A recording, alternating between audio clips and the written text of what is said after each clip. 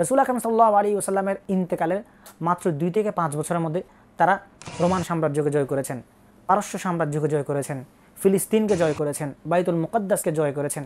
এখন আমাদের সময়ে আমরা কেন পাচ্ছি না? যখনই তাদের কাছে কোরআন শোনানো হয় বা যখনই তারা আল্লাহ তাআলার কালামকে শুনে, তখনই তাদের কি হয়? চোখ দিয়ে পানি চলে আসে, তাদের কান্না আসে। কেন?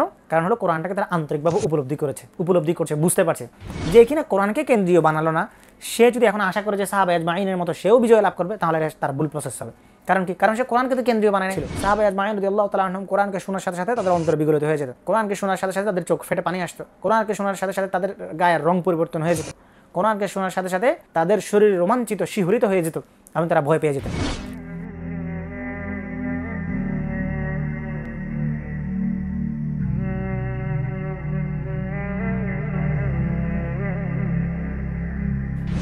السلام عليكم ورحمة الله وبركاته. الحمد لله رب العالمين والعاقبة للمتقين والصلاة والسلام على أشرف الأنبياء والمرسلين محمد وعلى آله وأصحابه أجمعين.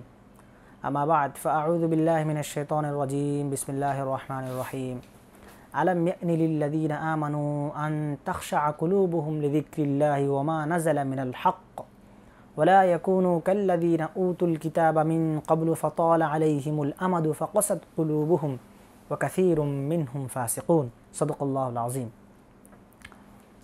প্রিয় ভাই বোনেরা, মহান আল্লাহ তাআলার কাছে অজস্র শুকরিয়া জ্ঞাপন করছি। আল্লাহ তাআলা ফিকরা কর্তৃক আয়োজিত আজকের এই আলোচনায় আমাদেরকে উপস্থিত হওয়ার তৌফিক দান করেছেন। ফিকরা আমাদের এই প্ল্যাটফর্ম আমরা শুরু করেছি কিছু বিশুদ্ধ দ্বীনি জ্ঞান চর্চা এবং নববী চিন্তার বিনির্মাণের জন্যই। একই সাথে আমরা এমন কিছু তাত্ত্বিক পর্যালোচনা আমাদের এই প্ল্যাটফর্ম থেকে আপনাদের সামনে উপস্থিত করতে চাই, যেন তা দিয়ে আমাদের যে দ্বীনের যে মৌলিক ন্যারেটিভ তৈরি করার প্রয়োজন তা যেন আমরা তৈরি করতে পারি। তো আজকে আমরা যে বিষয়ে আলোচনা করব, ইতিমধ্যে তা আপনারা শিরোনামে দেখে নিয়েছেন, সেটা হচ্ছে কিভাবে আমরা সাহাবীদের পন্থায়, নববী পন্থায় কোরআনকে বুঝতে পারি, দ্বীনকে বুঝতে পারি এবং যথাযথভাবে সেটাকে আমরা প্রয়োগ করতে পারি। এই আলোচনাটা কেন আসছে বা এই আলোচনাটা আমাদের কেন করতে হচ্ছে, প্রথমে তার একটা সূচনা বলে নিই। রাসূল আকরাম সাল্লাল্লাহু আলাইহি ওয়াসাল্লাম সাহাবায়ে কেরামকে কোরআন দিয়ে প্রতিপালন করেছেন, তাদেরকে কোরআন দিয়ে তাদের মনস্তত্ত্বকে গড়ে নিয়েছেন এবং তাদেরকে তিনি শিক্ষা দিয়ে দিয়ে তাদেরকে তিনি প্রস্তুত করেছেন, তৈরি করেছেন। রাসূল আকরাম সাল্লাল্লাহু আলাইহি ওয়াসাল্লামের এই শিক্ষা পেয়ে সাহাবা আজমাইন রাদিয়াল্লাহু তাআলা আনহুম অল্প সময়ের মধ্যেই তারা নিজেদের অঞ্চলগুলোকে জয় করেছেন এবং নিজেদের অঞ্চলের সীমানা ছাড়িয়ে তারা অন্যান্য অঞ্চলগুলোকেও জয় করেছিলেন। রাসূল আকরাম সাল্লাল্লাহু আলাইহি ওয়াসাল্লামের ইন্তেকালের মাত্র 2 থেকে 5 বছরের মধ্যে তারা রোমান সাম্রাজ্যকে জয় করেছেন, পারস্য সাম্রাজ্যকে জয় করেছেন, ফিলিস্তিনকে জয় করেছেন, বাইতুল মুকাদ্দাসকে জয় করেছেন। এভাবে তারা আরও অনেকগুলো অঞ্চলকে পরাভূত করেছেন, সেই শক্তিগুলোকে তারা ইসলামের ছায়াতলে নিয়ে এসেছেন। তো এখন আমাদের সময়ে আমরা কেন পাচ্ছি না, আমাদের দ্বারা কেন এটা সম্ভব হচ্ছে না? সাহাবায়ে কেরামের সময় যে কোরআন ছিল সেই একই কোরআনই আমাদের কাছে আছে। সাহাবায়ে কেরাম যেভাবে কোরআনকে, যে আয়াতকে তিলাওয়াত করেছেন, আমরাও বরং এর চেয়ে আরও অনেক সুন্দর করে তিলাওয়াত করছি বর্তমান সময়ে। বর্তমান সময়ে কত কারি সাহেবানদেরকে দেখা যাচ্ছে, বর্তমান সময়ে কত আঞ্চলিক এবং জাতীয় পর্যায়ের কোরআন তিলাওয়াতের প্রতিযোগিতা হচ্ছে, এগুলো তো সাহাবায়ে কেরামের সময় ছিল না। কিন্তু তারপরও আমাদের সময় কোরআনের এত তিলাওয়াতের চর্চা, এত মাহাত, এত মাদ্রাসা, এত মাকতাব, এত আলোচনা, এত লেখালেখির পরেও কেন আমরা কোরআনকে সেভাবে গড়ে তুলতে পারছি না এবং কোরআনকে আমরা সেভাবে নিজেদের মধ্যে আয়ত্তে আনতে পারছি না? অথচ সাহাবা আজমাইন রাদিয়াল্লাহু তাআলা আনহুম মাত্র একটা প্রতিষ্ঠান, নববী প্রতিষ্ঠান থেকেই তারা অনেক কিছু করতে পেরেছেন যেটা আমরা পারছি না। দ্বিতীয় কথা হলো, সাহাবায়ে কেরামের সময় শুরুর দিকের যে সমস্ত সাহাবায়ে কেরাম ছিলেন যারা শহীদ হয়ে গেছেন, তারা কোরআনকে অল্প পরিমাণে পেয়েছিলেন। সুমাইয়া রাদিয়াল্লাহু তাআলা আনহা অল্প পরিমাণে কোরআনকে পেয়েছেন, হামজা ইবনে আব্দুল মুত্তালিব অল্প পরিমাণে কোরআনকে পেয়েছেন, খাদিজাতুল কুবরা রাদিয়াল্লাহু তাআলা আনহা অল্প পরিমাণে কোরআনকে পেয়েছেন। এরকম আরও বহু সাহাবী আছেন যারা কোরআনকে অল্প পরিমাণে পেয়েছেন, কিন্তু তারা কোরআনকে অল্প পরিমাণে পাওয়ার পরও তারা এত বড় বড় কাজ করতে পেরেছেন এবং দ্বীনের জন্য তারা এত বড় বড় কোরবানি দিতে পেরেছেন। আমাদের সময়ে আমরা কোরআনকে পুরোপুরি পাচ্ছি এবং চর্চাও আমাদের সময় অনেক বেশি হচ্ছে, তারপরেও আমরা কোরআনের সে প্রায়োগিক রূপটা আমরা দেখতে পাচ্ছি না। এটার কারণটা আসলে কি? তাহলে এখানে আসলে বোঝার ভুলটা কোথায়? সাহাবায়ে কেরাম যেভাবে কোরআনকে বুঝেছেন, আমরা কি সেভাবে বুঝতে পারছি না? বা আমাদেরকে বুঝতে হলে ঠিক কী কী পয়েন্টসগুলো সামনে রাখতে হবে, এটা নিয়ে মূলত আজকে আমরা কিছু আলোচনা করবো ইনশাআল্লাহ। মুজাকারা বলা যায়। আমরা আলোচনাটা এই জন্য করবো যেন সেই আলোচনা থেকে আমাদের নিজেদেরও ফায়দা হয়, বক্তারও ফায়দা হয়, আলোচকেরও ফায়দা হয় এবং যারা উপস্থিত আছে তাদেরও ফায়দা হয়। তো আমরা 10টা মূলনীতি ঠিক করব এবং সেই মূলনীতির আলোকে আমরা চেষ্টা করব বোঝার যে কোরআনকে বোঝার পদ্ধতিগুলো কি হতে পারে। কারণ তারা যে পথ ধরে তারা এগিয়ে গিয়েছেন, আমাদেরও পথ একটাই। তাদের পথ ছিল দ্বীন ইসলাম, আমাদেরও পথ দ্বীন ইসলাম।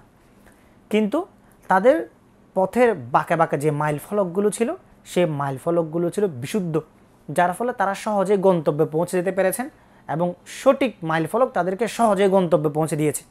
কিন্তু আমাদের যে মালিম বা আমাদের যে মাইল ফলকগুলো আছে, আমাদের যে মাইল স্টোনগুলো আছে, এগুলো তো দেখা যাচ্ছে পদ্ধতিগত কিছু ভুল আছে এবং এই কারণে আমরা সহজে আমাদের গন্তব্যে পৌঁছতে পারছি না। তো গন্তব্য যদি আমাদেরকে পৌঁছতে হয় তাহলে প্রথমে আমাদেরকে কিছু মূলনীতি ঠিক করে নিতে হবে, যে মূলনীতিগুলো সাহাবায়ে কেরামের মূলনীতি ছিল। তাহলে আমরাও সাহাবায়ে কেরামের পথ ধরে চলে সাহাবায়ে কেরামের যেভাবে বিজয় এনেছেন, আমরাও ঠিক সেই বিজয়টা আমরা অর্জন করতে পারবো। তাহলে আমরা প্রথমে আসি আমরা কি কি মূলনীতি ঠিক করতে পারি। আমরা বলেছি যে আমরা 10টা মূলনীতির কথা বলবো। সেই 10টা মূলনীতির আলোকে আমরা দেখব আমাদের মূলনীতি এবং সাহাবায়ে কেরামের মূলনীতির মধ্যে কি ভুল ছিল। 1 নম্বর মূলনীতি হলো মানসিক প্রস্তুতি। কোরআন বোঝার জন্য মনস্তাত্ত্বিক যে প্রস্তুতির প্রয়োজন আছে। কারণ আমরা যখন কোরআনকে বুঝতে চাই বা কোরআনকে পড়তে চাই, কোরআনকে আমরা ধারণ করতে চাই, তখন আমরা পূর্ব প্রস্তুতিটা আগে গ্রহণ করি না, পূর্ব সামগ্রীগুলো আমাদের অর্জন করা হয় না, যার ফলে আমরা কোরআনকে ওইভাবে বুঝতে পারি না। বিনা প্রস্তুতিতে কাউকে যদি পুকুরে ফেলে দেওয়া হয় সাঁতার কাটার জন্য, তাহলে সে সাঁতার হয়তো পরে শিখে নিতে পারবে, কিন্তু প্রথমে সে দীর্ঘক্ষণ হাবুডুবু খাবে, যেটা তার সাঁতার কাটার যে এনার্জি, যে শক্তি, সেই শক্তিটাকে নষ্ট করবে। এই জন্য প্রথমে আমাদেরকে মানসিক প্রস্তুতি দরকার। কেন মানসিক প্রস্তুতি দরকার? এই দলিলগুলো আমরা কোরআন হাদিস থেকে দেখি। প্রথম কথা আছে, আল্লাহ পাকের এই কালাম অনেক ভারী। আল্লাহ পাক বলেছেন, ইন্না সানুলকি আলাইকা কওলান সাকিলা, নিশ্চয় আপনাকে আমি অনেক ভারী বস্তু দিচ্ছি, অনেক ভারী কালাম আমি আপনাকে দিচ্ছি। এজন্য এই ভারী কালাম যদি আমরা আত্মস্থ করতে চাই, বুঝতে চাই, অনুধাবন করতে চাই, তাদাব্বুর করতে চাই, তাহলে প্রথমেই আমাদেরকে এই ভারী কালাম ধারণ করার মতো শক্তি এবং মানসিক প্রস্তুতিটা আমাদের প্রয়োজন হবে। এমনকি যখন আমাদের প্রস্তুতিটা অর্জন হবে, তখন এই কোরআন আমাদের ঈমানটাকে বৃদ্ধি করবে। না হয় আমাদের কোরআন তিলাওয়াত, আমাদের কোরআনের বলা কথাগুলো শুধুমাত্র আমাদের মুখ নিঃসৃত বাণী হয়ে যাবে, মুখ দিয়ে বের হওয়া কিছু সুরলিত তিলাওয়াত ছাড়া আর কিছুই হবে না। এই কারণে আমরা যদি সাহাবায়ে আজমাইন রাদিয়াল্লাহু তাআলা আনহুমকে দেখি যে তারা কি বলেছেন, যেখানে আমরা আব্দুল্লাহ ইবনে মাসউদের একটা হাদিস পাই, যেখানে তিনি বলেছেন যে কুন্না গিলমানান আও ফিতিয়ানান হাযাবিরাতান ইনদা রাসূলিল্লাহি সাল্লাল্লাহু আলাইহি ওয়াসাল্লাম ফাতাআল্লামনাল ঈমান সুম্মা তাআল্লামনাল কুরআন ফাজদাদনা বিহি ঈমানান। তিনি বলেছেন যে আমরা রাসূল আকরাম সাল্লাল্লাহু আলাইহি ওয়াসাল্লামের আশেপাশে থাকা কিছু বালক ছিলাম এবং কিছু যুবক ছিলাম যারা অনেক আগ্রহী ছিলাম, অনেক বেশি শিখতে চাইতাম। ঠিক আছে, তো এরপরে কি হলো, আমরা আল্লাহ রাসূল সাল্লাল্লাহু আলাইহি ওয়াসাল্লামের কাছে ঈমান শিখেছি প্রথমে, ফাতাআল্লামনাল ঈমান।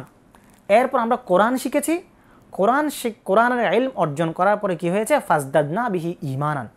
এই কোরআনের ইলম দিয়ে আমরা আমাদের ঈমানকে অনেক বেশি বৃদ্ধি করেছি, অনেক বেশি আমরা অর্জন করতে পেরেছি। এই কোরআন তাদেরকে সেই মানসিক প্রস্তুতি অর্জন করার ফলে, ঈমানি প্রস্তুতি অর্জন করার ফলে এই কোরআন তাদেরকে একদম সেই ফিডব্যাকটা দিয়েছে যে ফিডব্যাকটার জন্য তারা আশান্বিত ছিলেন, তাদের আশানুরূপ ফিডব্যাকটা তারা পেয়েছেন। এরকম আমরা আরও একটা হাদিস পাই, যেটা আব্দুল্লাহ ইবনে মাসউদের হাদিস। তিনি বলেছেন যে কুন্না নুতাল ঈমান ক্বাবলা আন নুতাল কোরআন, আমাদের কাছে ঈমান আগে আসছে কোরআন আগে আসার আগে। এরপর আমরা কি করলাম, ওয়াতানজিলু সূরাতু আলা মুহাম্মাদিন সাল্লাল্লাহু আলাইহি ওয়াসাল্লাম, রাসূল আকরাম সাল্লাল্লাহু আলাইহি ওয়াসাল্লামের উপরে কোরআন নাজিল হতো তখন আমরা ফানাকিফু ইনদা জাজিরিহি আও আমিরিহি, আমরা তখন এই কোরআন অনুযায়ী, কোরআন আমাদেরকে যেটা করতে বলেছে সেটা আমরা করতাম, কোরআন যেটা আমাদেরকে নিষেধ করেছে সেটা থেকে আমরা বিরত থাকতাম। ফাতাআল্লামনাল হালাল ওয়া তাআল্লামনাল হারাম, আমরা হালাল এবং হারামকে আমরা শিখতাম।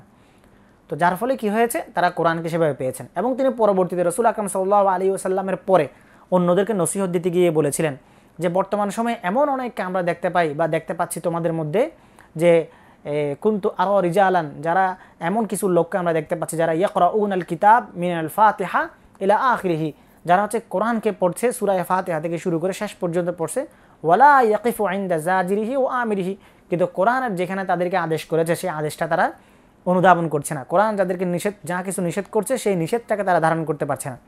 তাহলে কি হলো, রসুল আকরাম সাল্লাল্লাহু আলাইহি ওয়াসাল্লামের যুগ এবং তার যে মাদারিস, তার যে শিক্ষা পদ্ধতি এবং তার যে সাহাবায়ে আজমাইন রাদিয়াল্লাহু তাআলা আনহুমকে বোঝানোর পদ্ধতি, এটার সাথে পরবর্তীরা সেটা বুঝে উঠতে পারে নাই। তো এই ডিফারেন্সটা তখন ছিল। অথচ সাহাবায়ে আজমাইন রাদিয়াল্লাহু তাআলা আনহুম ওই মানসিক প্রস্তুতিটা অর্জন করছেন যে মানসিক প্রস্তুতিটা ফলে তারা কোরআনকে পুরোপুরি অনুধাবন করতে পেরেছেন। এটা গেল প্রথম বিষয়। দ্বিতীয় মূলনীতি কি হতে পারে? দ্বিতীয় মূলনীতি হচ্ছে যে এই কোরআনকে ধীরে ধীরে অনুধাবন করা। আমাদের মধ্যে একটা প্রবল সমস্যা আছে। সমস্যাটা হলো, আমরা যখন কোনো দিনই জ্ঞান অর্জন করতে যাই বা কোরআন যখন আমরা পড়তে যাই, তখন আমরা ভাবি যে আজকে থেকে পড়া শুরু করলাম, আজকে থেকে বোঝা শুরু করলাম, আমাকে 1 মাসের মধ্যে সব কিছু বুঝে ফেলতে হবে, সব কিছু শিখে ফেলতে হবে।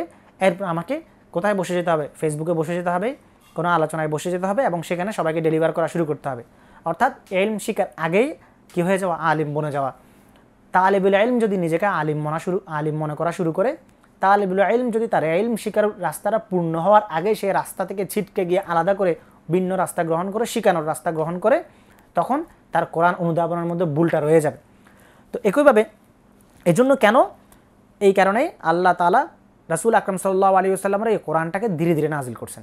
আল্লাহ তাআলা বলছেন, ওয়া কুরআনান ফারকনাহু লিতাকরাহু আলান নাসি আলা মুকসিন ওয়া নাযালনাহু তানজিলা। এই কোরআনকে আমি আপনার উপর কীভাবে নাজিল করেছি? ধীরে ধীরে নাজিল করেছি, খণ্ডে খণ্ডে নাজিল করেছি। কেন? যেন আপনি সেটা কী করতে পারেন?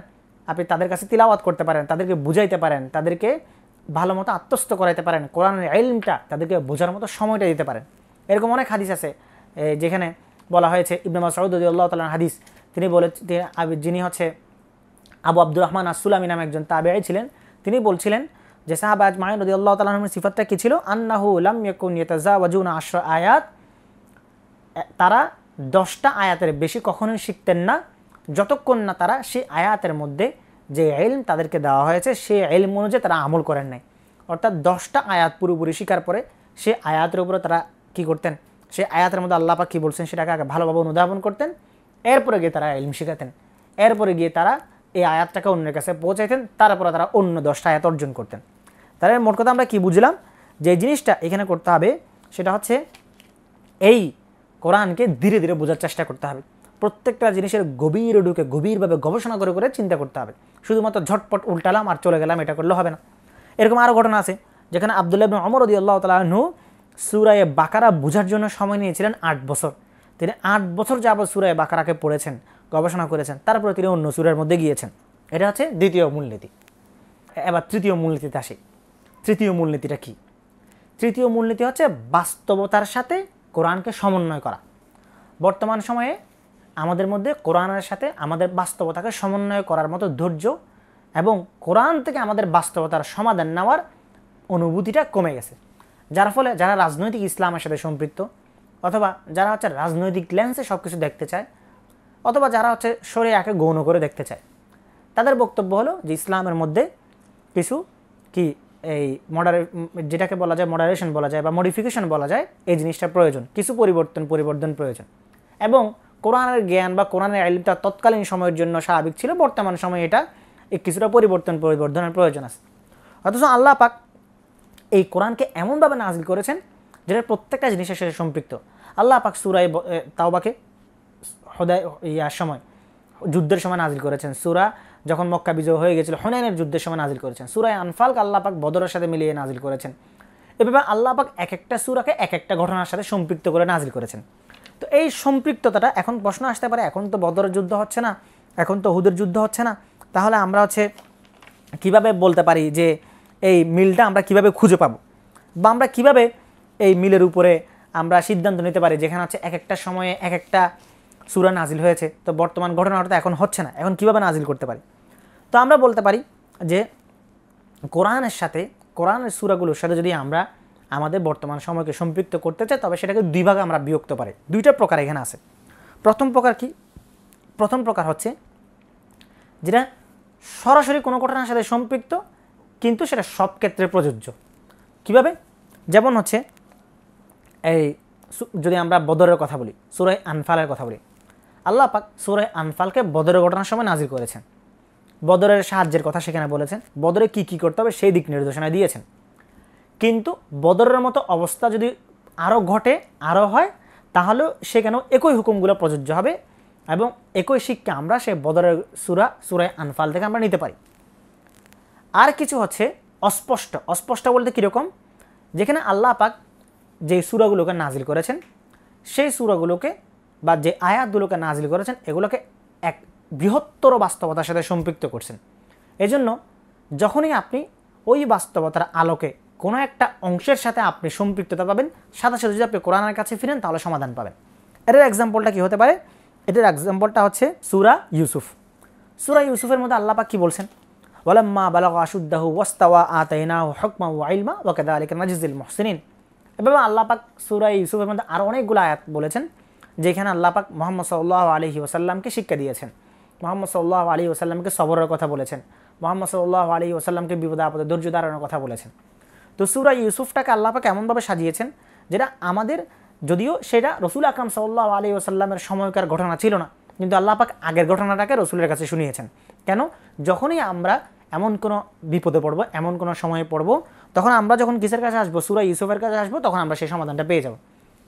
তো এই ইরতেবাতটাকে বুঝা, কোরআনের সাথে বাস্তবতার ইরতেবাত, বাস্তবতার সম্পর্কটাকে বুঝা, এটা অনুধাবন না করার ফলে আমাদের কি হয়? দেখা যায় কেউ যখন নিজের ঘটনার সাথে বা নিজের আপেক্ষিক অবস্থার সাথে যখন কোরআনের একটা কোনো আয়াত মিল পায়, সে খুব খুশি হয়ে যায়, আরে আল্লাহ পাক তো এই আয়াতটা মনে হয় আমার জন্য নাজিল করছে, আমার সাথে মিলে গেছে। আসলে আল্লাহ পাক তো তার জন্য আয়াতটা নাজিল করেন নাই। আল্লাহ পাক তার মৌলিকত্বের জায়গা থেকে কোরআনটাকে এমনভাবে সাজিয়েছেন বা এমনভাবে নাজিল করেছেন যেন সে যে বিপদেই পড়ুক না কেন, সে সাথে সাথে সেটার সমাধান এই আয়াতের মধ্যে, এই কোরআনের মধ্যে, এবং এই ইরতেবাত দুই প্রকারের সম্পর্কের যে কোনো এক প্রকারের সাথে সে মিল খুঁজে পাবে। এটা সে তার সারা জীবনে যত ঘটনায় হোক না কেন। তাহলে এই ইরতেবাতটাকে বোঝার জন্য কোরআনকে তাদাব্বুর করা, এটা ছিল আমাদের কততম? এটা ছিল আমাদের তৃতীয়তম মিল ছিল এটা, মানে তৃতীয়তম মূলনীতি ছিল এটা, যেখানে আমরা কোরআন থেকে কোরআন বোঝার যে মূলনীতি, সাহাবায়ে কেরাম নববী পন্থায় যেভাবে কোরআন বুঝেছেন সে বোঝার তৃতীয় মূলনীতি। 4 নম্বরে কি? 4 নম্বর হচ্ছে মানসিকভাবে, মনস্তাত্ত্বিকভাবে এই কোরআনকে সম্পৃক্ত করা। সেটা কি? শুধুমাত্র ঘটনার সাথে মিলিয়ে ফেললে হবে না। মানে ধরেন আপনি কোনো একটা বিপদে পড়ছেন, ভাবলেন এটার সমাধান তো আমার জীবনের সাথে, তো আমার জীবনের এই ঘটনার সাথে তো আমি সূরা ইউসুফের মিল পাচ্ছি, বা আমাদের এই যুদ্ধের সাথে এই ঘটনার সাথে তো আমি সূরা আনফালের মিল পাচ্ছি, সূরা তাওবার মিল পাচ্ছি। এটা এক ধরনের মিল, যেটা সরাসরি মিলা।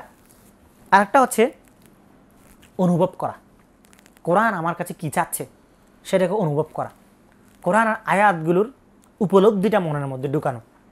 যেখানে আমরা একটা হাদিস পাই যেখানে এক সাহাবী বলছেন যে মা কানা বাইনা ইসলামিনা ওয়া বাইনা আন আতাবানাল্লাহ আলাম ইয়ানি লিল্লাযিনা আমানু আন তাখশা কুলুবুহুম লিযিকরিল্লাহ ওয়া মা নাযালা মিনাল হক। কি বলছেন? ওই সাহাবী বলছেন যে আমাদের ইসলাম গ্রহণ করা এবং আল্লাহ পাক আমাদেরকে তিরস্কার করার মধ্যে খুব বেশি সময় ছিল না যখন আল্লাহ পাক এই আয়াতটা নাজিল করছেন। মানে ওই সাহাবী যেটা বলতে চাচ্ছেন সেটা হচ্ছে যে আমরা ইসলাম গ্রহণ করছি, আমরা মুসলমান হয়ে গেছি, যারা মুসলমান হয় না তাদের কথা ভিন্ন। আমরা যারা ঈমান আনছি, তো ঈমান আনার পর আমরা শুধু মুমিন, এই আত্মশ্লাঘা, আমরা শুধু মুমিন এই গর্ব নিয়ে কি আমরা বসে থাকবো? আল্লাহ পাক আমাদেরকে তিরস্কার করছেন। শব্দটা দেখেন, বাইনা আন আতাবানাল্লাহ, তিরস্কার করছেন। কি তিরস্কার করছেন? কি বলেছেন?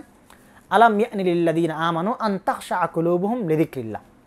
মুমিনদেরকে এখনো সময় হয় নাই যে তাদের অন্তরটা আল্লাহ তাআলার ভয়ে, আল্লাহ তাআলার স্মরণে কী হবে? বিগলিত হবে, ভয় পাবে। এই সময়টা কি তাদের এখনও হয় নাই? তার মানে কি হওয়া? তার মানে হলো কোরআনকে আন্তরিকভাবে উপলব্ধি করা এবং অন্তরের অনুভূতির সাথে কোরআনকে সম্পৃক্ত করা। একটা হচ্ছে বাহ্যিক অনুভূতির সাথে, বাহ্যিক ঘটনার সাথে কোরআনকে সম্পৃক্ত করা, আর একটা হচ্ছে আন্তরিক অনুভূতির সাথে কোরআনকে সম্পৃক্ত করা। আমরা আরও আয়াত দেখতে পাই যেখানে আল্লাহ পাক বলেছেন ইদা সামিউ মা উনজিলা ইলার রাসূলি তারা আয়ুনাহুম তাফিদু মিনাদ দামঈ হাজানান আল্লা ইয়াজিদু মা ইউনফিকুন। এরকম আরও অনেকগুলো আয়াত আছে যে আপনি তাদেরকে দেখতে পাবেন। কি দেখতে পাবেন? যখনই তাদের কাছে কোরআন শোনানো হয় বা যখনই তারা আল্লাহ তাআলার কালামকে শুনে, তখনই তাদের কি হয়? চোখ দিয়ে পানি চলে আসে, তাদের কান্না আসে। কেন? কারণ হলো কোরআনটাকে তারা আন্তরিকভাবে উপলব্ধি করছে, বুঝতে পারছে। তো এটা কেন হচ্ছে? এটা হলো ওই আন্তরিক অনুভূতির সাথে সম্পৃক্ত করা। একই জিনিসটা তো আমাদেরও হওয়ার কথা ছিল, কিন্তু আমাদের হচ্ছে না। এরকম আমরা আরও অনেক আয়াত দেখতে পাই। আল্লাহ পাক বলেছেন, আল্লাহু নাজ্জাল আহসানাল হাদিস কিতাবাম মুতাশাবিহাম মাসানি তাকশাইরু মিনহু জুলুদুল্লাযিনা। আল্লাহ পাক বলছেন যে আল্লাহ পাক আহসানাল হাদিস, উত্তম রূপে এ কোরআনকে নাজিল করেছেন। কিতাবাম মুতাশাবিহাম মাসানি, এমন এক কিতাব নাজিল করেছেন যেই কিতাবের মধ্যে একই রকম অনেকগুলো আয়াত আছে, মুতাশাবিহ অনেকগুলো আয়াত আছে। তাকশাইরু মিনহু, যেটা যে আয়াতগুলো দেখলে, যে আয়াতগুলো পড়লে অন্তর ফেটে যাওয়ার উপক্রম হয়, এরকম আয়াতগুলো কোরআনের মধ্যে আছে। এরকম অনেক আয়াত আছে, ইয়াখরুনা লিল আযকানি সুজদা, তারা সিজদায় পড়ে যায় সাথে সাথে এই আয়াতগুলো শুনলে। ওয়াইদা তুলিয়াত আলাইহিম আয়াতু যাদাতুহুম ঈমানা। তারপরে ইন্নামাল মুমিনুনা আল্লাযীনা ইযা যুকিরাল্লাহু ওয়াজিলাত কুলুবুহুম, মুমিনদের কাছে যখন কোরআনকে তিলাওয়াত করা হয় তখন তাদের অন্তর বিগলিত হয়ে যায়। এটা হলো কোরআনের অনুভবের সাথে নিজের অন্তরকে সম্পৃক্ত করা। এইভাবে যখন আমরা কোরআনকে বুঝতে শিখব, সাহাবায়ে কেরাম যেভাবে বুঝেছেন, সাহাবায়ে কেরামের মধ্যে এটাও ছিল। সাহাবায়ে আজমাইন রাদিয়াল্লাহু তাআলা আনহুম কোরআনকে শোনার সাথে সাথে তাদের অন্তর বিগলিত হয়ে যেত।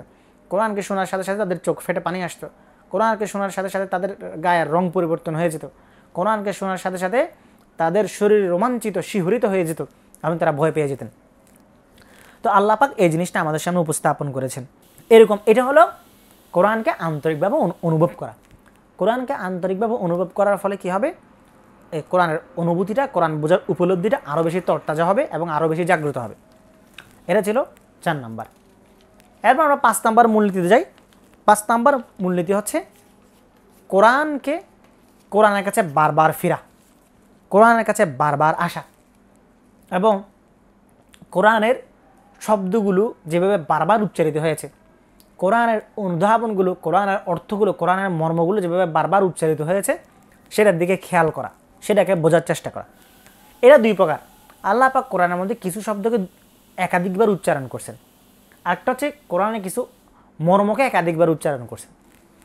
কোরআনের মধ্যে শব্দকে একাধিকবার উচ্চারণ করার উদাহরণটা আমরা বুঝি যে একই রকম আয়াত, একই রকম শব্দ বারংবার কোরআনের মধ্যে আসা, ঠিক আছে।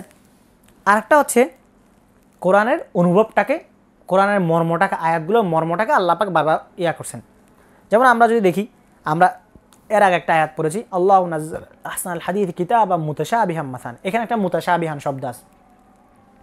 আবার সূরা আলে ইমরানের মধ্যে আছে, হুয়াল্লাযী আনজালা আলাইকাল কিতাব আয়াতুম ফীহি আয়াতুম মুহকামাত, ঠিক আছে। আল্লাহ হুয়াল্লাযী আনজালা আলাইকাল কিতাব মিনহু আয়াতুম মুহকামাতুন ওয়া উখারু মুতাশাবিহাত। যেখানে আল্লাহ পাক কি বলছেন, সূরা আলে ইমরানের এই আয়াত, যে আয়াতের মধ্যে আল্লাহ পাক বলছেন যে তিনি তোমার উপরে এই কিতাবকে নাজিল করেছেন, যেখানের মধ্যে কিছু আছে মুহকাম আয়াত, সুস্পষ্ট বিধানাবলীর আয়াত, আর কিছু আছে মুতাশাবি। এই মুতাশাবি এবং ওই মুতাশাবিহের মধ্যে পার্থক্য আছে। সূরা আলে ইমরানের মধ্যে আল্লাহ পাক যে মুতাশাবিহা বলছেন, এই মুতাশাবিহাত নিয়ে যারা পড়ে থাকে তাদেরকে নিন্দা করেছেন, ঠিক আছে। যেগুলো সন্দিহান, যেগুলার স্পষ্ট ভাব এবং মর্ম মানুষের পক্ষে বোঝা সম্ভব না, এরকম কিছু আয়াত। আবার সূরা জুমারের মধ্যে আল্লাহ পাক হচ্ছে যে মুতাশাবিহাতের কথা বলছেন, এই মুতাশাবি হচ্ছে মর্মের, আল্লাহ পাক যেখানে মর্মটাকে বারবার উপলব্ধি করিয়েছেন আমাদেরকে। তা এরপর বলছেন তাকশাইরু মিনহু জুলুদুল্লাযীনা আমানু, যেটা কি হয়, যে আয়াতগুলো অনুধাবন করলে, যে আয়াতগুলো পড়লে মানুষের কি হয়, যারা মুমিন তাদের চামড়াগুলো ফেটে যাওয়ার উপক্রম হয়। তো এটা কেন বলা হয়েছে দেখেন, আল্লাহ পাক এইটার রিপিটেশনটা কোরআনের মধ্যে কীভাবে করেছেন। আমরা যদি দেখি, এই কোরআনের মধ্যে আল্লাহ পাক কিয়ামতের কথা বারবার বলেছেন, সূরা কিয়ামার মধ্যে বলেছেন, ঠিক আছে। তারপরে ইদা শামসু কুব্বিরাত, সূরা তাকবীরের মধ্যে বলেছেন, ইদা সামাউন ফাতরাত, এরকম বিভিন্ন সূরার মধ্যে, ইদা ওয়াকাতিল ওয়াকিয়া, বিভিন্ন সূরার মধ্যে বারবার আল্লাহ পাক কিয়ামতের প্রসঙ্গটাকে বারবার ঘুরিয়ে ফিরিয়ে নিয়ে আসছেন। কেন বারবার ঘুরিয়ে ফিরিয়ে নিয়ে আসছেন, এটাকে অনুধাবন করা। ঘুরিয়ে ফিরিয়ে নিয়ে আসার কারণ হলো আল্লাহ পাক এই তাকরারটাকে বারবার করছেন যেন আমাদের মধ্যে ওই বুঝটা, ওই অনুধাবনটা আমাদের মধ্যেও আসে। এটা হলো কি এটা ছিল আমাদের 5 নাম্বার মূলনীতি, কোরআন বুঝার নববী পন্থার 5 নাম্বার মূলনীতি। এরপর হচ্ছে 6 নাম্বার হচ্ছে কোরআনকে সেন্টার বানানো, কেন্দ্রীয়তা বানানো। অর্থাৎ আমি যা কিছু করব না কেন, আমার যা কিছু সিদ্ধান্ত নেব না কেন, আমার জীবনের যত সমস্যা আসুক না কেন, আমার যত কিছুর সিদ্ধান্ত নিতে হোক না কেন, সর্বাবস্থায় কোরআনের কাছে ফিরে আসা, সর্বাবস্থায় মারজাইয়াহ বা কেন্দ্রীয়তা কোরআনকে বানানো। তো সাহাবা আজমাইন রাদিয়াল্লাহু তাআলা আনহুম এভাবে কোরআনকে কি বানাতেন, কেন্দ্র বানাতেন। তারা সর্বাবস্থায় যে কোনো ইস্যুতে যে কোনো সমস্যায় তারা কোরআনের কাছে ফিরে আসতেন। এখন কোরআনের এই সমস্যার অথবা কোরআনকে কেন্দ্রীয়তা বানানোর দুইটা পদ্ধতি হতে পারে। সব কিছুতে আমি আলাদা আলাদা করে পদ্ধতি করে বলছি যেন আমাদের বুঝতে সহজ হয়। একটা হচ্ছে কোরআন স্পেসিফিক কিছু মহাকামাত বা বিচারিক ক্ষেত্রে কোরআন সমাধান দিছে। যেমন আমরা সূরা মুজাদালার মধ্যে যদি দেখি যে কদ সামি আল্লাহু কওলাল্লাতী তুজাদিলুকা ফি যাওজিহা ওয়া তাশতাকি ইলাই, যেখানে আল্লাহ পাক বলেছেন যে আল্লাহ পাক ওই মহিলার ঝগড়াঝাটি শুনেছেন যে হচ্ছে তার স্বামী সম্পর্কে আপনাকে অভিযোগ দিচ্ছে, অর্থাৎ একটা স্পেসিফিক ঘটনা। এরকম আরও অনেকগুলো আয়াত আছে যেখানে আল্লাহ পাক স্পেসিফিক ঘটনার বিচারিক ফায়সালা দিতে গিয়ে কোরআনকে নিয়ে আসছেন। তো সাহাবা আজমাইন রাদিয়াল্লাহু তাআলা আনহুম কী করতেন, যখনই তারা তাদের যে কোনো সমস্যা, সামাজিক সমস্যা, তারা কোরআনের কাছে ফিরতেন। ঠিক আছে, কোরআনের কাছে ফিরে কোরআনের সমাধান নিতেন, তারপর সেটাকে ওইখানে গিয়ে প্রয়োগ করতেন। এটা ছিল সাহাবায়ে কেরামের সিফাত। যে কোনো স্পেসিফিক মহাকামা, স্পেসিফিক বিচারিক কার্যক্রমের ক্ষেত্রে তারা কোরআনের কাছে ফিরতেন, এরপর তারা কোরআন থেকে ফয়সালা নিয়ে সেই বিচারটাকে সম্পন্ন করতেন। এবং এর একটা বিষয় আরেকটা হচ্ছে কোরআন কর্তৃক যে ঠিক করে দেওয়া যে ন্যারেটিভগুলো আছে, যে চিন্তাধারার ফিক্স কোরআন করে দিয়েছে, সেগুলোর দিকে ফিরা এবং সেগুলোকে গ্রহণ করা, সেগুলোর ক্ষেত্রে কোরআনকে কেন্দ্রীয়তা বানানো। যেমন আমরা যদি দেখি আল্লাহ পাক বলেছেন ওয়ালা তানকিহুল মুশরিকিনা হাত্তা ইউমিনু, ঠিক আছে, তোমরা কি করো না, মুশরিকদেরকে বিয়ে করো না ঈমান না আনা পর্যন্ত। এরপর বলছেন ওয়ালা তানকিহুল মুশরিকাতি হাত্তা ইউমিন্না, মুশরিকদেরকে বিয়ে করতে নিষেধ করেছেন। এই যে মুশরিকদেরকে বিয়ে করতে নিষেধ করা, এটা আল্লাহ তাআলার একটা স্পেসিফিক ফয়সালা। এটার অর্থ হলো আল্লাহ পাক মুশরিকদের সাথে আমাদের মধ্যকার একটা ক্ষুদ্রতম সম্পর্ক থেকে বৃহত্তর সম্পর্ক সবগুলোর মধ্যে একটা কাট অফ দিয়েছেন, যে তাদের সাথে আমাদের পরিপূর্ণ একটা আলাদা মাসলাক, আলাদা মানহাজ, আলাদা চিন্তা, আলাদা পথ এবং পদ্ধতি, স্পষ্ট বিভাজন রেখাটাকে আমরা বুঝতে পারি। এটা হলো কোরআনের ঠিক করে দেওয়া ন্যারেটিভ। এখন কেউ যদি বলে যে না ইন্টারফেইথে বিশ্বাসী হয়, কেউ যদি আন্তধর্মর প্র্যাকটিসে বিশ্বাসী হয়, কেউ যদি সবাই মিলে মিলেমিশে থাকার কথায় বিশ্বাসী হয়, তাহলে সে কোরআনকে কেন্দ্রীয় বানালো। যে কিনা কোরআনকে কেন্দ্রীয় বানালো না, সে যদি এখন আশা করে যে সাহাবা আজমাইনের মতো সেও বিজয় লাভ করবে, তাহলে তার ভুল প্রসেস হবে। কারণ কি? কারণ সে কোরআনকে তো কেন্দ্রীয় বানায় নাই। তাকে প্রথমত কোরআনকে কেন্দ্রীয় বানাতে হবে, যেন সে যদি সে সাহাবা আজমাইন রাদিয়াল্লাহু তাআলা আনহুমের মতো বিজয় যদি সে কী করে আশা করে।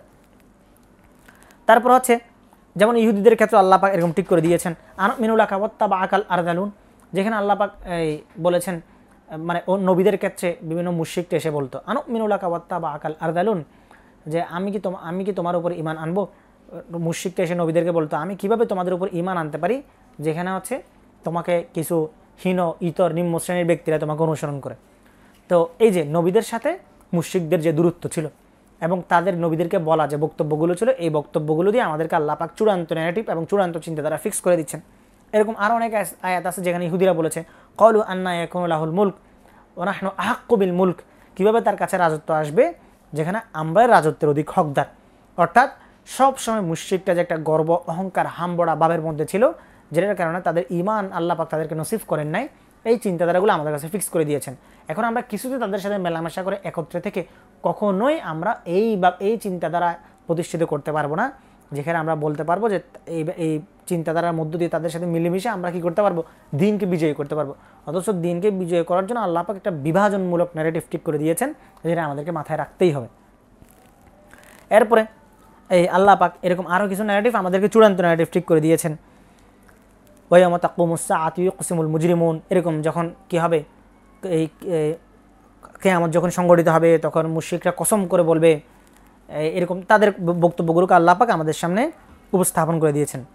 তো কোরআন শুধুমাত্র আমাদেরকে এই মৌলিক চিন্তাধারা বা ন্যারেটিভ ঠিক করে দিয়েছে এমন না, এমনকি আমাদের চলাফেরার ক্ষেত্রে, আমাদের বাস্তবিক জীবন আমরা কীভাবে চলাফেরা করবো সেই ন্যারেটিভটা আমাদেরকে দিয়েছে, ছোট থেকে ছোট, ক্ষুদ্র থেকে ক্ষুদ্র, বড় থেকে বড়। যেমন বলেছেন ওয়ালাইসাল বিররু বিআন তা'তুল বুয়ুতা মিন যুহুরিহা ওয়ালাকিন্নাল বিররা মান ইত্তাকা, ঘরে আসার সময় কীভাবে আসতে হবে, ঘরে ঢোকার সময় কীভাবে ঢুকতে হবে, অপরিচিত কারো ঘরে গেলে তার সাথে কীভাবে সেই ঘরে প্রবেশ করতে হবে, মেহমান হয়ে গেলে কী আচরণ করতে হবে, এগুলো আল্লাহ পাক কোরআনের মধ্যে আমাদেরকে শিখিয়েছেন, যেগুলো সাহাবা আজমাইন রাদিয়াল্লাহু তাআলা আনহুম অর্জন করেছেন। এটা গেল আমাদের, এটা ছিল আমাদের 6 নাম্বার মূলনীতি। এরপর আমাদের আসতেছে 7 নাম্বার মূলনীতি। 7 নাম্বার মূলনীতি আল্লাহ পাক কী বলেছেন, বা 7 নাম্বার মূলনীতি কোরআন বোঝার 90 পন্থার যে 7 নাম্বার মূলনীতি, সেটা হলো আল ইস্তিহদা, কোরআনের মাধ্যমে হিদায়াত দেওয়া, কোরআনের মাধ্যমে কি করা, পথ বেছে নেওয়া, কোরআনের মাধ্যমে সমাধান নেওয়া। রসুলকে পর্যন্ত আল্লাহ পাক কোরআন দিয়ে হেদায়েত দিয়েছেন বলে বলেছেন, কুল ইন দালালতু ফাইন্নামা আদিল্লু আলা নাফসি ওয়া ইন ইহতাদাইতু ফাবিমা ইউহা ইলাইয়া মির রাব্বি। যে আল্লাহ পাক বলছেন যে হে নবী আপনি বলেন আমি যদি গোমরাহ হয়ে যাই সেই গোমরাহিটা আমার নিজের তরফ থেকে, আর আমি যদি হেদায়েত পাই সেই হেদায়েতটা হচ্ছে আমাকে যে কিতাব দেওয়া হয়েছে, যে ওহী আমাকে নাজিল করা হয়েছে সেই ওহীর মাধ্যমে আমি হেদায়েতটা পাচ্ছি। তো কোরআনকে আল্লাহ পাক ইস্তিহদা বা হিদায়াত পাওয়ার অন্যতম একটা মাকাসিদ, অন্যতম একটা উদ্দেশ্য হিসেবে আমাদের সামনে উপস্থাপন করেছেন। এরপর 8 নম্বর মূলনীতি কী হতে পারে? 8 নম্বর মূলনীতি হলো শুমুলিয়া, মানে অন্তর্ভুক্তিমূলক। এই কোরআনকে অন্তর্ভুক্তিমূলক হিসেবে নেওয়া। যেমন কোরআনের মধ্যে আমরা কি কি বিষয় পাই? কোরআনের মধ্যে আমরা অনেকগুলো বিষয় পাই। প্রথম হচ্ছে কোরআনের মধ্যে আল্লাহ পাক সুন্নাতে ইলাহিয়া, আল্লাহ পাকের কুদরত নিয়ে কথা বলেছেন, আল্লাহ পাকের বিভিন্ন কার্যক্রম নিয়ে কথা বলেছেন, আল্লাহ পাকের হুকুম আহকাম নিয়ে কথা বলেছেন, বিগত জাতির ইতিহাস নিয়ে কথা বলেছেন, আমাদেরকে মুআশারাত, আমাদেরকে আদাবুল ইখতিলাফ শিখিয়েছেন, কারোর সাথে কীভাবে কথা বলতে হবে, কারোর সাথে কী আচরণ করতে হবে, এগুলো সবগুলো আমাদেরকে শিখিয়েছেন। কিন্তু আমাদের সমস্যা হলো আমরা আংশিকটাকে নেই, ঠিক যেটা আমার প্রয়োজন, বাকিটাকে নেই না। কিন্তু সাহাবা কেরামের মধ্যে এটা ছিল না। সাহাবা আজমাইন রাদিয়াল্লাহু তাআলা আনহুম কোরআনকে পরিপূর্ণভাবে ধারণ করতেন। কোরআনের যে অংশটা তাদের যখন যেভাবে প্রয়োজন সেভাবে তারা কী করতেন সেটাকে প্রয়োগ করতেন। বাকি অংশগুলোর সাথে তাদের জীবনের সাথে তারা একটা সম্পৃক্ততা রেখেছিলেন। অর্থাৎ কোরআনের সাথে তাদের সম্পর্কটা ছিল একেবারে এই একটা সমান্তরাল অবস্থানে ছিল।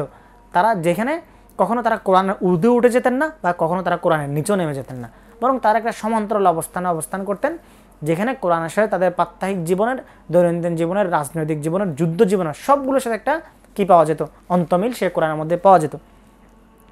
আর কিছু বাদ দিয়ে দেওয়া, কিছু ধরা, এটা ছিল ইহুদি খ্রিস্টানের বৈশিষ্ট্য। ফানাসু হাযযম মিম্মা যুক্কিরু বিহি, আল্লাহ পাক বলেছেন তারা কোরআনের কিছু অংশ, তাদের নাজিল হওয়া ওহীর কিছু অংশকে তারা ভুলে গিয়েছিল। ওয়াহদারহুম আন ইয়াফতিনুকা মিন বাদি মা আনজালাল্লাহু ইলাইক, আল্লাহ পাক আরও বলেছেন ইউমিনুনা বিবাদিল কিতাব ওয়া ইয়াকফুরুনা বিবাদ। ঠিক আছে, এভাবে তারা কি করতো? কিছুর উপর ঈমান আনতো, কিছুকে তারা অস্বীকার করতো। অথচ কোরআনের মধ্যে সব আছে।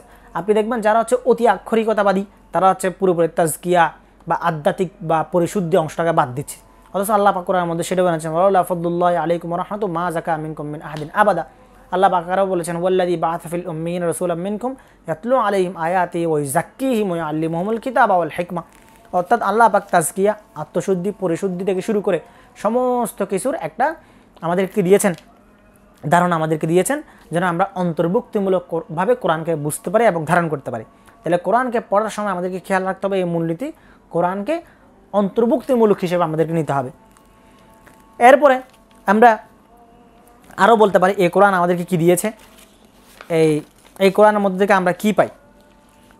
একটা হলো এরপরে 9 নম্বর মূলনীতি। 9 নম্বর মূলনীতিটা কি? 9 নম্বর মূলনীতি হচ্ছে প্রত্যেকটা বিধান, প্রত্যেকটা আয়াত, প্রত্যেকটা হুকুমকে তার অবস্থান অনুযায়ী তাকে ওইরকম পর্যায়ক্রমিক করা। ঠিক আছে, একটা উদাহরণ দিলে বুঝে আসবে। আল্লাহ রাসূল সাল্লাল্লাহু আলাইহি ওয়াসাল্লাম হযরত কাব রাদিয়াল্লাহু তাআলা আনহুকে একবার জিজ্ঞাসা করছিলেন যে আইয়ু আয়াতিম মিন কিতাবিল্লাহি মাআকা আযম, আল্লাহ তাআলার কিতাবের মধ্যে কোন আয়াতটা তোমার কাছে সবচেয়ে শ্রেষ্ঠ? এখন প্রথম কথা হচ্ছে পুরো কোরআনটাই শ্রেষ্ঠ। কোরআনকে পুরোপুরি আগে অন্তর্ভুক্তিমূলকভাবে ধারণ করা সম্পন্ন হয়ে গেছে। এরপর এবার তবকাকে নির্ধারণ করা, আমি কোনটাকে প্রাধান্য দিব এবং কোনটাকে আমি এটা মূলত প্রাধান্য দেওয়া না, বা এটাকে এই একটার উপরে আরেকটাকে অবস্থান দেওয়া না, বরং আমি ক্রমিক অনুযায়ী কোনটাকে সাজাবো। তো যখন আল্লাহ সাল্লাল্লাহু আলাইহি ওয়াসাল্লাম সাহাবীকে জিজ্ঞাসা করলেন এটা, তখন তিনি একটু চিন্তা করলেন, এরপর বললেন আয়াতুল কুরসি, আল্লাহু লা ইলাহা ইল্লা হুয়াল হাইয়ুল কাইয়ুম, আয়াতটাকে বললেন। তো রাসূল আকরাম সাল্লাল্লাহু আলাইহি ওয়াসাল্লাম খুশি হয়ে তার বুকের মধ্যে হাত দিয়ে তাকে থামিয়েছিলেন, তাকে আঘাত করেছিলেন বুকের মধ্যে। অর্থাৎ রাসূল আকরাম সাল্লাল্লাহু আলাইহি ওয়াসাল্লাম যেটা বুঝাতে চেয়েছিলেন যে পুরো কোরআনটাই শ্রেষ্ঠ, কিন্তু কোরআনকে যখন আপনি ভালোভাবে বুঝবেন, কোরআনকে যখন আপনি কোরআন বুঝার মূলনীতির আলোকে বুঝবেন, তখন যেটা হবে এই কোরআনের এই পর্যায়ক্রমিকতা অর্থাৎ এই শ্রেণী বিন্যাসটা আপনার পক্ষে করা সহজ হবে। তো সাহাবা একরাম এভাবে শ্রেণী বিন্যাস করতে শিখেছিলেন রসুলের কাছে থেকে। এটা হলো যেমন রসুল আকরাম সাল্লাল্লাহু আলাইহি ওয়াসাল্লাম আরও একবার কি বললেন, সাহাবা আজমাইন রাদিয়াল্লাহু তাআলা আনহুকে বললেন যে উহশুদু, তোমরা সবাই একত্রিত হও, ফাইন্নী আকরাউ আলাইকুম সুলুসাল কোরআন, আমি তোমাদের সামনে এখন কোরআনের 1/3 কী করব, তিলাওয়াত করব। তখন সবাই একত্রিত হলেন, সবাই ভাবলেন যে রসুল আকরাম সাল্লাল্লাহু আলাইহি ওয়াসাল্লাম কি না কি বলবেন। তখন তিনি সবাইকে একত্রিত করে বললেন, কুল হুয়াল্লাহু আহাদ আল্লাহুস সামাদ লাম ইয়ালিদ ওয়া লাম ইউলাদ ওয়া লাম ইয়াকুল লাহু কুফুয়ান আহাদ। এরপর তিনি ঘরে চলে গেলেন। তো এরপর বললেন যে আমি যে তোমাদের সামনে সূরা ইখলাস তিলাওয়াত করছি এটাই হচ্ছে সুলুসুল কোরআন, এটাই হচ্ছে কোরআনের 1/3। তো এই যে তবকা বুঝা, পর্যায়ক্রমিকতা, শ্রেণীবিন্যাস আকারে সাজানো। রাসূল আকরাম সাল্লাল্লাহু আলাইহি ওয়াসাল্লাম এমন না যে এই সূরা পড়লেই পুরো কোরআন পড়া হয়ে গেল, এমন না, কিন্তু মাহাত্মের তুলনায়, মর্যাদার তুলনায় এবং শ্রেণীবিন্যাসের তুলনায় আল্লাহ পাক আল্লাহ রাসূল সাল্লাল্লাহু আলাইহি ওয়াসাল্লাম আল্লাহ তাআলার তাওহীদমূলক সূরাকে, তাওহীদমূলক ইলমকে সামনে নিয়ে আসছেন। এটাই হলো কি কোরআনের ইলম। কেউ যখন বুঝবে তখন তার পক্ষে এই শ্রেণীবিন্যাসগুলো করা সহজ হবে। শুধুমাত্র পড়ার মাধ্যমে কি হবে না, এই শুধুমাত্র তিলাওয়াতের মাধ্যমে এটা সম্ভব হবে না। তো এবং আজকে বর্তমান সময় আমরা বিশ্ববিদ্যালয়ে পড়ি, ইউনিভার্সিটিগুলো পড়ি, সেখানে দেখা যায় কি যে একটা কি শিখাচ্ছে, একটা ফ্যাকাল্টি হাদিস শিখাচ্ছে, একটা ফ্যাকাল্টি কোরআন শিখাচ্ছে। এভাবে তারা এই ফ্যাকাল্টিগুলোকে এভাবে ভাগ ভাগ করে করে সেখানে ইলম শেখানো হচ্ছে।